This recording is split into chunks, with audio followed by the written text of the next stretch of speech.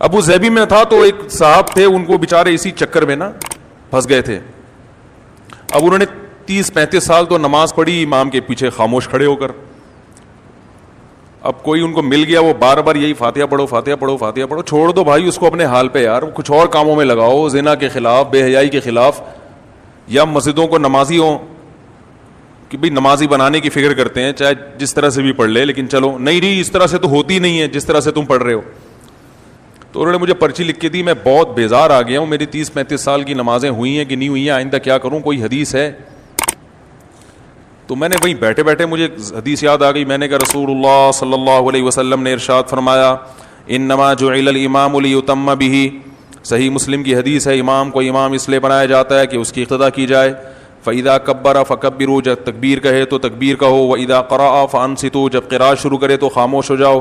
واذا قال ولا الضالین, جب ولا الضالین کہے تو آمین کہو. واذا رکع فرکعوا, جب رکوع کرے تو رکوع کر لو. میں نے کہا دیکھو اس حدیث میں بتایا جا رہا ہے امام نے کیا کرنا ہے اور مقتدی نے کیا کرنا ہے, دونوں کے الگ الگ وظیفے. اس میں کہیں بھی نہیں ہے کہ اذا جب وہ فاتحہ پڑھے تو تم بھی کیا پڑھو, اگرچہ دوسری حدیث بھی ہے اس کے مخالف, لیکن یہ بھی تو ہے نا, صرف وہی والی نظر آ رہی ہے, یہ والی نہیں آ رہی.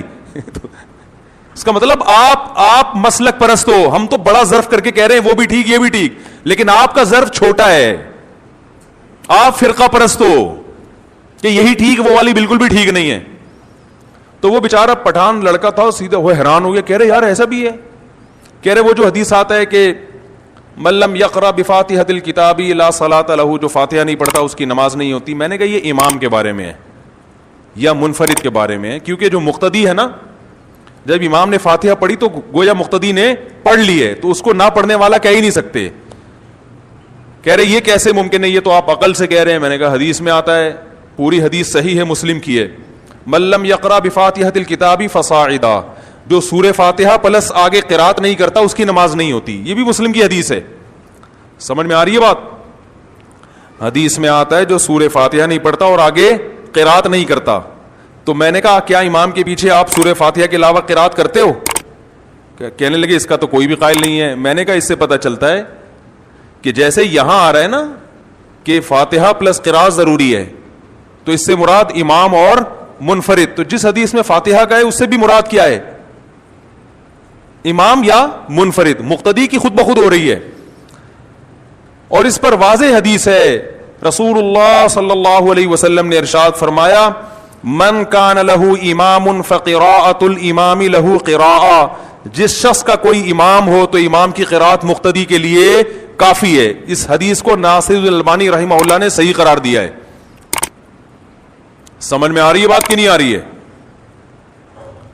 تو میں نہیں کہہ رہا کہ دوسری طرف دلیل نہیں ہے, لیکن یہ بھی بہت جاندار دلائل ہیں جس کے آپ سننے کو گوارا نہیں کرتے آپ. اور آج کل ایک مارکیٹ میں چیز بہت کہ اپنے مخالف کے جب حدیث آئے نا فوراً ضعیف ہونے کا ٹھپا لگا دو, ضعیف, یہ بڑا بہترین حربہ ہے, ضعیف. اگلا ویسے ہی نفسیاتی طور پر ایک امپریشن پڑ جاتا ہے کہ یار کچھ تو دال میں کالا کالا ہے. سمجھ رہے ہیں؟ فرقہ پرست ہم جب ہوتے جب ہم کہتے یہی ٹھیک ہے, اور دنیا میں جو حنفی مسلک کو فالو نہیں کرتا وہ جہنم میں جائے گا, وہ غلط ہے, پھر ہم فرقہ پرست ہوتے. ہم تو بڑا ظرف کر کے کہہ رہے بھائی وہ بھی ٹھیک ہے, اور آج سے نہیں کہہ رہے, شروع سے کہہ رہے ہیں, جب سے ہم ممبر سنبھالا ہے بیانات کر رہے ہیں اس وقت سے یہ کہہ رہے ہیں. وجہ اس کی یہ کہ اب بعض لوگ یہ بھی اپنے کھاتے میں ڈال لیتے ہیں کہ میرے بیانات سن کے مفتی صاحب یہ کہہ رہے ہیں. ٹھیک ہے, جنہوں نے ہمارے بیانات سنے وہ, میں تو 14 سال کا تھا جب سے میں بیان کر رہا ہوں, اس وقت سے ہم یہی کہہ رہے ہیں.